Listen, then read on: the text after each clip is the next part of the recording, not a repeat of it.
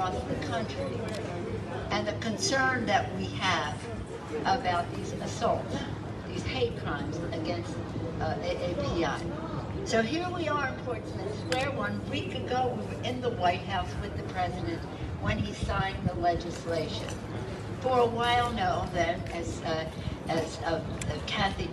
Callie referenced, we have had our meetings with our regular meetings that we have, accelerating them, intensifying them, even before Asian Heritage Month with his May. We had one of our meetings in the end of March 31st. Then we were at NEMS, the Northeast Medical Services Center, to talk about COVID, but you can't talk about that without talking about the assault on the community. The president, from the day one of his inauguration as President of the United States, within 24 hours, he was calling upon the Justice Department to take steps to document and to prevent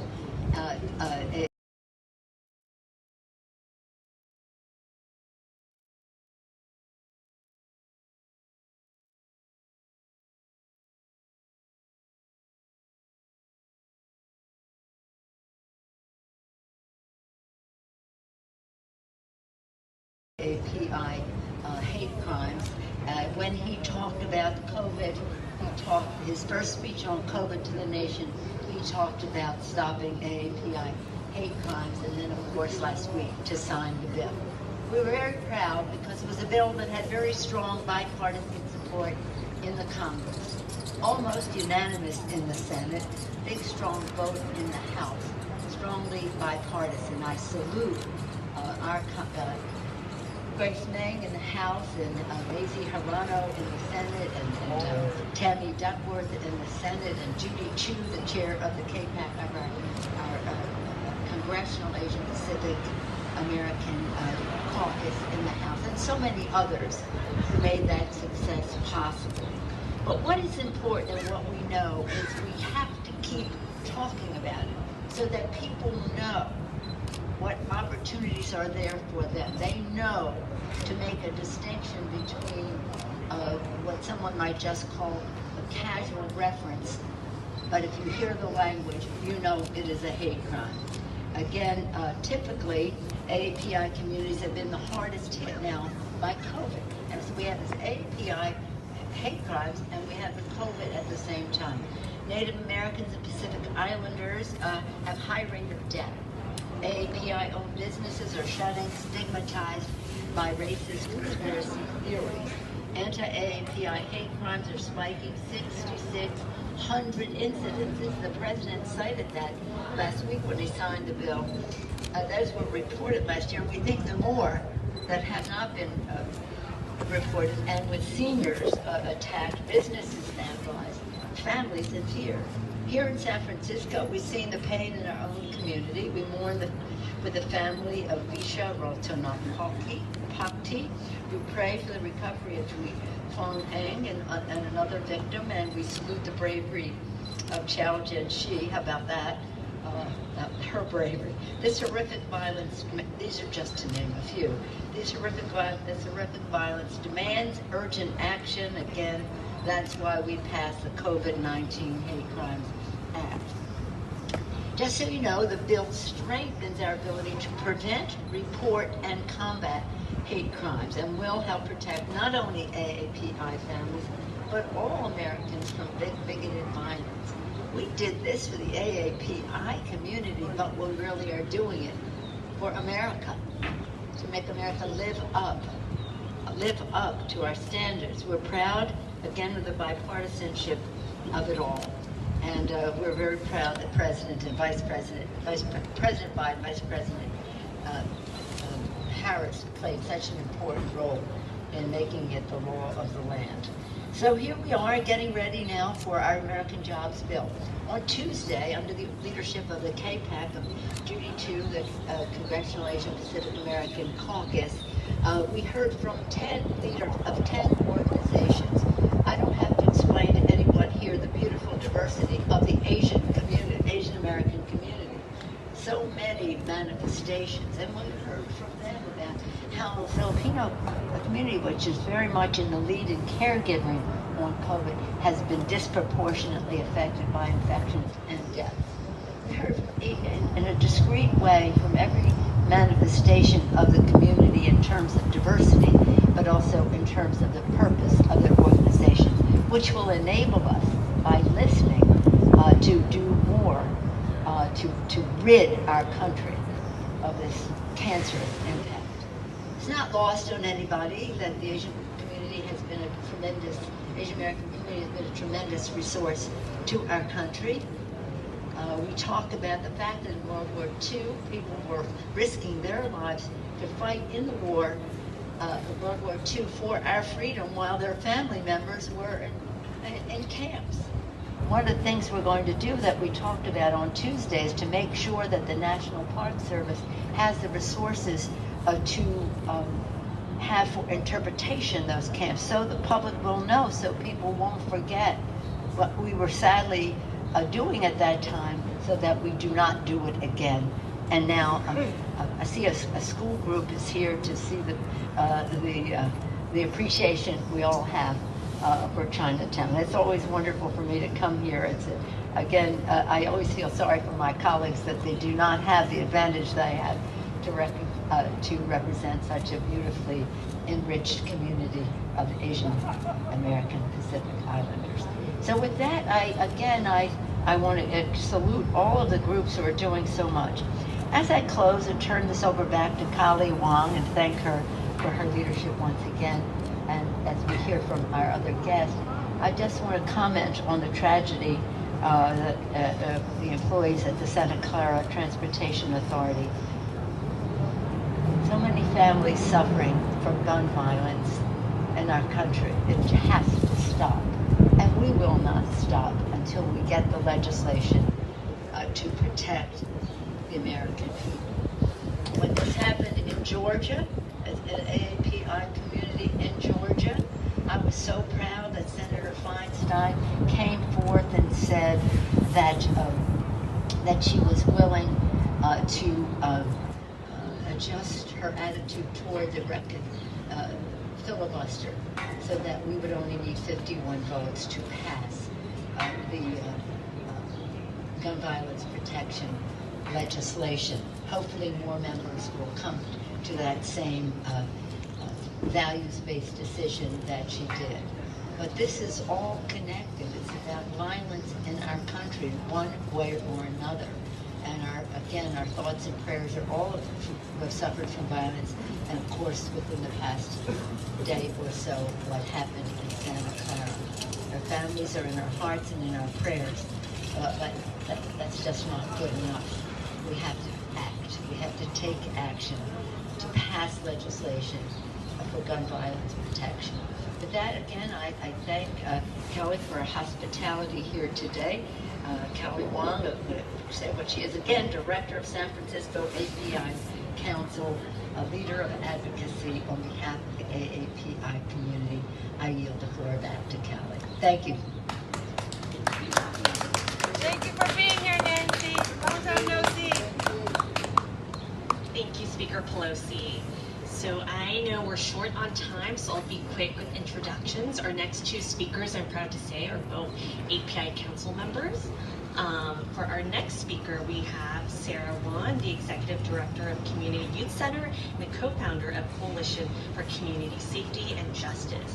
So for those who don't know Sarah, Sarah is a fierce champion in our community who I've personally witnessed solve some of San Francisco's greatest challenges with grace, poise, and just all-time team player. And as the woman at the helm of CYC, which serves over 5,000 youth each year, assisting low-income, at-risk, and marginalized youth in academics, employment, leadership, substance abuse, violence, you name it, she'll do it, and she'll do it for the community. She's just, again, all-time team player. And within the last year, she's been actually the go-to woman assisting victims of hate incidents, hate crime. She's there at 3 a.m. in the morning. She'll be at the hospital. She's always available. So with that, Sarah, I'll let you take it away. Thank you, Kelly, for your warm introduction, and good morning, Speaker Pelosi. Thanks for having me here. I don't speak really fast, so short on time is not a problem for me. So it's my great pleasure, and also really glad that we have passed the COVID-19 Hate Crime Act. It's not only speed up and strengthen the DOJ's response to hate crime, and most importantly is how it supports state and local government to respond to by establishing online hate crime system, collecting data, and very importantly, how to work with local community members, community organizations to develop community-led driven solutions to combat racism, especially against the Asian American and Pacific Islander community. As one of the founders of the community of the Coalition of Community Safety and Justice, our work has been focused on three-pronged approach. The first one is how to actually, with the community partners, work together with the city department to develop citywide safety planning, especially for the AAPI community. A lot of times when a victim engaged or has been a victim of a crime, they have to deal with many different departments. How can we ensure that it's lean language, culturally competent, that really target the very diverse Asian American and Pacific Islander community? So we really need to develop a coordination service plan. Second, we would like to work very closely with other ethnic groups and also other communities to really build solidarity across different communities so that we can not only deal with community healing, but really have an open dialogue with other, especially with Latinx and also Black community together to combat racism against all forms or all communities. And last but not least, that CYC is leading on is the community outreach and the wraparound support services for victims of crimes. Since we established the coalition and starting our service in late February, we have served already over 25 victims just in San Francisco, and over 90% of them, they're elders. And they really feel they're very vulnerable and they feel very tragic, because they are part of this incident for not doing anything wrong. They are all unprovoked attack, which is something I have never seen for my 20+ year of life with serving the community. But what is very, very, very lightning for me is that when I talk to all these elders, they're very fortunate that they survived, and the most important message they gave me is how can we support that no other elders will suffer again, nobody will be attacked again. And I really take it close to heart, and I really want to thank Speaker Pelosi and all the major stakeholders that we come together to combat racism. I hope we're not only dealing with this issue only during the pandemic or only during the May AAPI Heritage Month, but for many years to come. So thank you.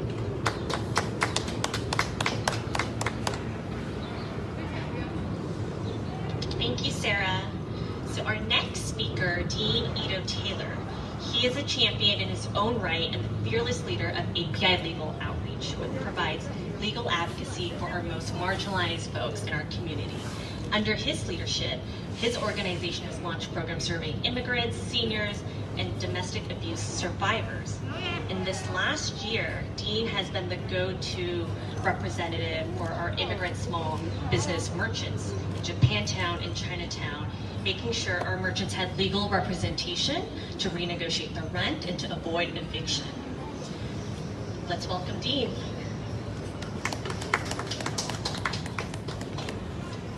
Thank you, Kelly, and thank you, Speaker Pelosi, for always being there for the API community, even when we had a different administration. You were always a champion for our community.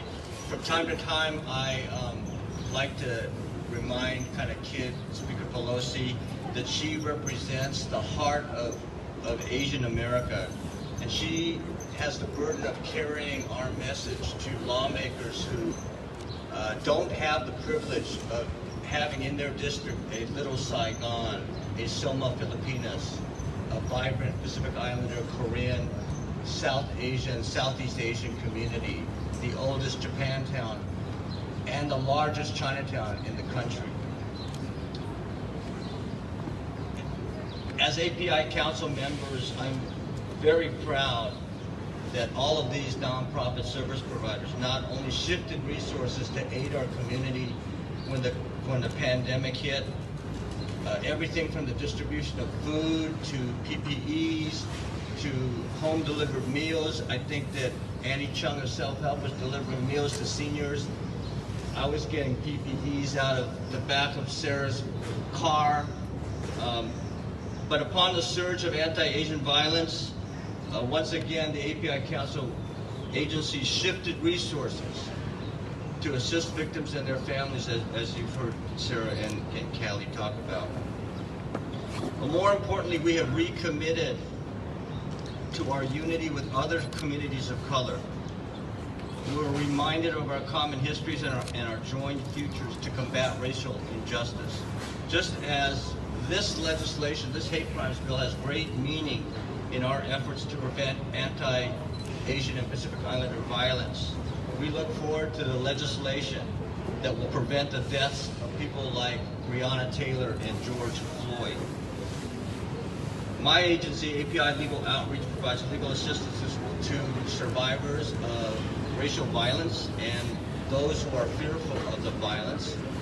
Every day when I'm in the community, I talk to people who are afraid, fearful of the violence. I go to the bank and the tellers tell me about hostile customers who accuse them of bringing the disease to America.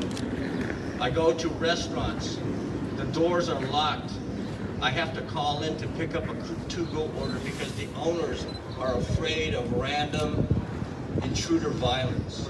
And they're also afraid of going out of business because people don't want to come out and give them business because of the fear of violence.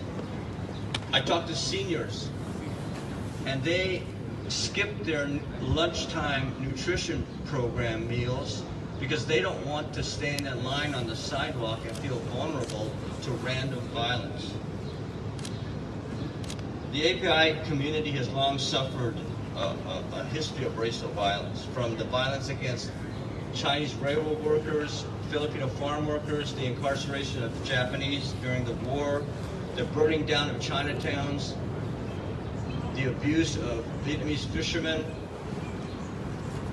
the violence that we saw 120 years ago in the form of women being trafficked from Asia and saved just up the street at Cameron House on Sacramento Street, to today with shootings, stabbings, beatings, and bullying of our young people.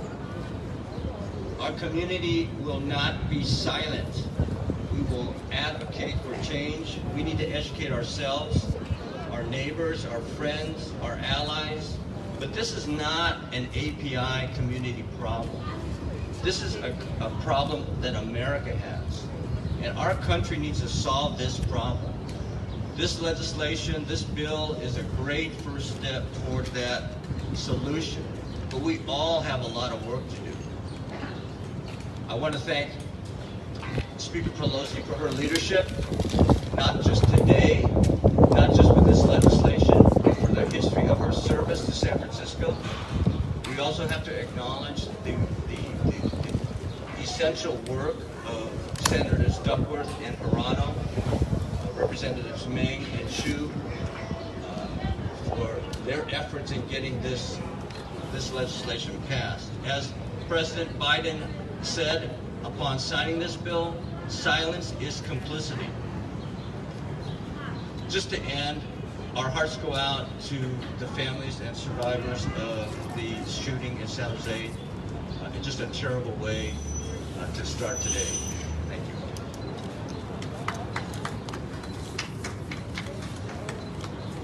Thank you. Thank you very much, Dean and Sarah and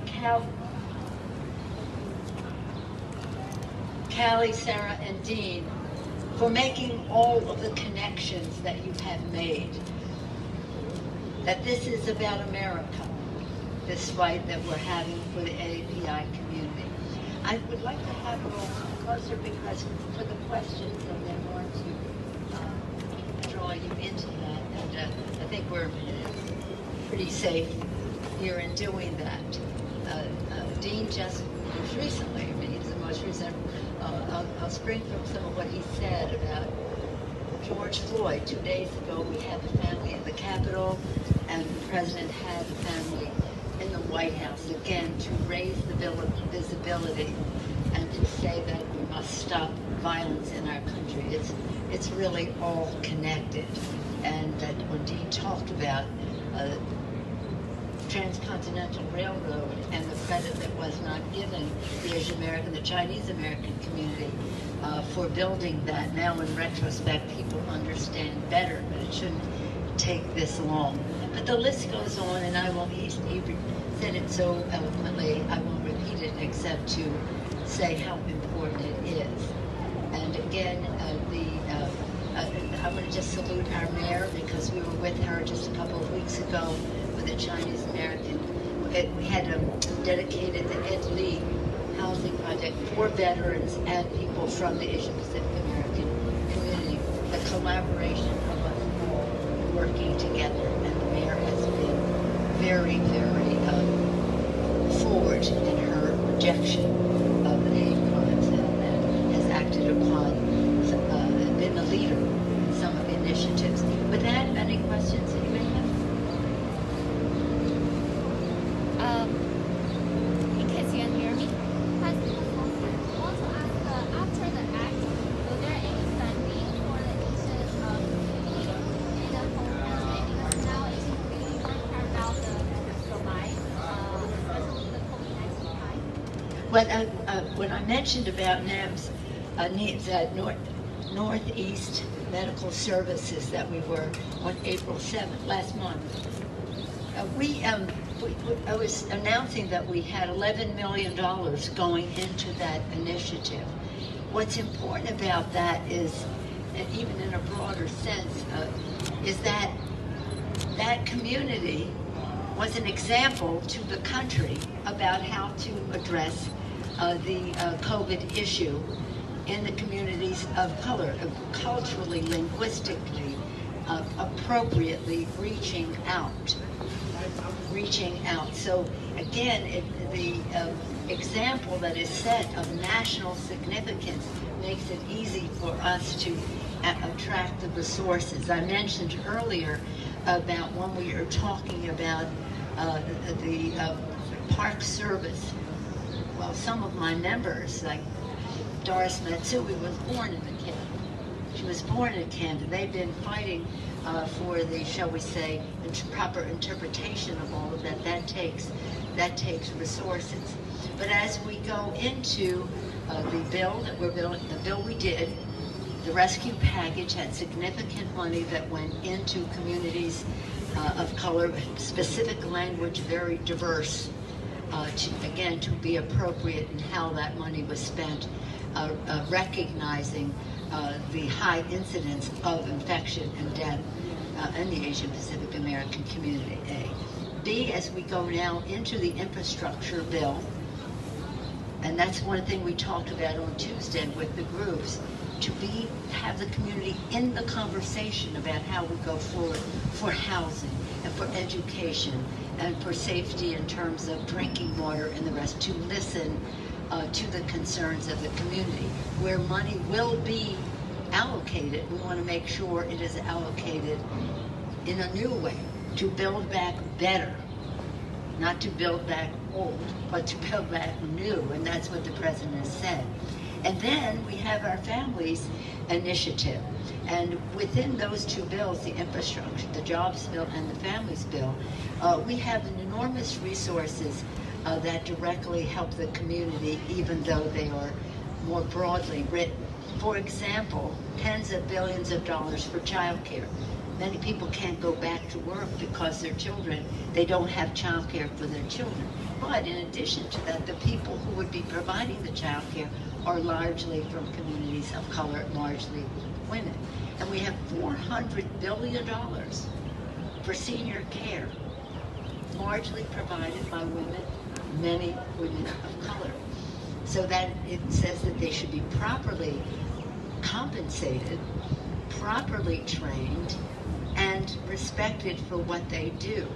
So it's where is the activity that needs to have the proper recognition, and when we do it, it is not to perpetuate old ways of doing it at the expense of the beautiful diversity of our country. I think people will be very pleased at how how we go forward in that regard. And as I said the other day, we had 10 organizations specifically talking about specific ways that the legislation we're doing should address them. In fact, some newer ways that they were proposing. Yes, ma'am. Pelosi, you touched on yesterday. Do you have any specifics for the victims' families on how gun legislation can be moved forward? On yesterday? Yeah. Do you have any specifics for the victims' families about how gun legislation will be But going forward? we spend a great deal of time with the survivor families. We have a regular basis where they come to the Capitol, and we reiterate the commitment. We're not going away until this is done. We must pass this legislation. And so while so many of those families, Addie Scott right here in San Francisco has been a leader as a family member, lost her son, to try to make the connection in a way that people turn their grief into power to save other lives. That isn't bringing their child or their family member back. But I'll tell you who's been a champion on this for messages to the family is President Joe Biden. When we have the gathering of the survivors at the Capitol, before he was president, he would come as vice president and then as not vice president anymore, but just as a recognized leader in our country. He would sit with them alone. The rest of us would not be in the room. He had lost 2 members, 2 of his children and his wife. So he belonged to a club none of us wants to belong to. So he could listen to them in a shared state of loss. And that was so appreciated because he took the time, he listened to them. So gun members are tired of moments of silence and proclamations. You know, they say, yeah, that's interesting. But it is no substitute for action to make sure it doesn't happen again. And it's one of the reasons that we want to pass H.R. 1 in the House, which will reduce the role of big, dark, special interest money in politics, which is how the gun lobby operates. It's a shame. It's a shame. But we are going to persist. Every example that you can use around the country will have the Pulse anniversary coming up soon. The Georgia issue is fresh in our mind, and now in San Jose and Santa Clara County, this tragedy. Our hearts break over it, but that's just not good enough. We have to have laws passed that prevent it from happening further. But in the meantime, a recognition that our hearts, prayers, and thoughts are with those families. Do you have anything else to say about possible guns or how money should be allocated?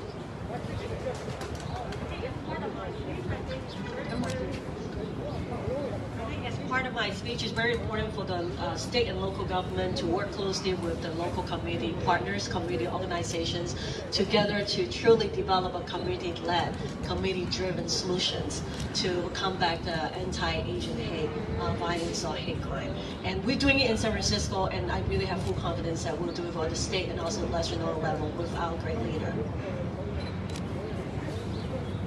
That is so important because the idea that we have these capable organizations which have the trust of members of the community. So if we're trying to do outreach, better to come from these community groups, that these are community-based solutions, again, that have trust that has been built over time, personal relationships, but also on the ongoing for the organization.